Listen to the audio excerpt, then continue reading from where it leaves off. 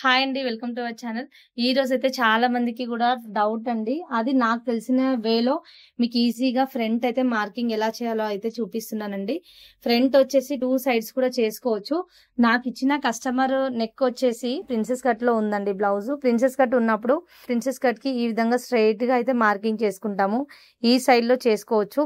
ఇంకా ఇంకొక వే ఏంటంటే ఇది కాకుండా దీనికి క్వైట్ ఆపోజిట్ సైడ్ చేసుకోవచ్చు. ఇది బ్యాక్ నెక్ కదా, సో బ్యాక్ నెక్ ఇక్కడ కాబట్టి మనం అయితే ఇక్కడ జస్ట్ ఇది నా కరెక్ట్ మార్కింగ్ అండి. ఎప్పుడైనా కూడా నేను మార్కింగ్ కి ఒక 1.5 ఇంచ్ ఎక్కువనే ఇస్తాను, ఎందుకంటే తక్కువ అయితే గ్యాప్ వస్తుంది కాబట్టి ఇంకి ఒక 1 ఇంచ్ హాఫ్ ఇంచ్ ఎక్కువ వేసుకుంటున్నానండి. వర్క్ ఎప్పుడు కూడా అలాగే వేస్తాను, ఎందుకంటే గ్యాప్ వస్తే బాగోదని.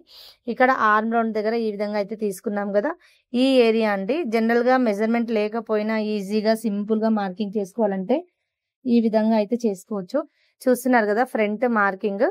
ఇది ఏదైతే ఉందో ఈ పీస్ 7.5 తీసుకుంటే మీకైతే చాలా చాలా పర్ఫెక్ట్ గా వస్తుంది.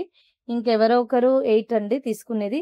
సో మనకి ఇచ్చిన మెజర్మెంట్ లో ప్రిన్సెస్ కట్ అయితే ఉంది, అందుకని చెప్పేసి ఈ సైడ్ ఎందుకు తీసుకున్నాను అంటే లోపల ఏదైతే ఉందో అది కచ్చకు వెళ్ళినప్పుడు ఈ విధంగా ఫ్రంట్ అయితే మార్కింగ్ చేసుకుంటాం కదండి.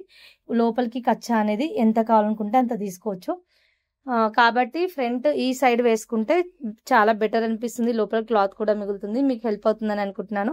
సో వీడియో కానీ నచ్చినట్లయితే చిన్న లైక్ అయితే చేయండి. నెక్స్ట్ వీడియోలో కలుద్దాం. Bye bye.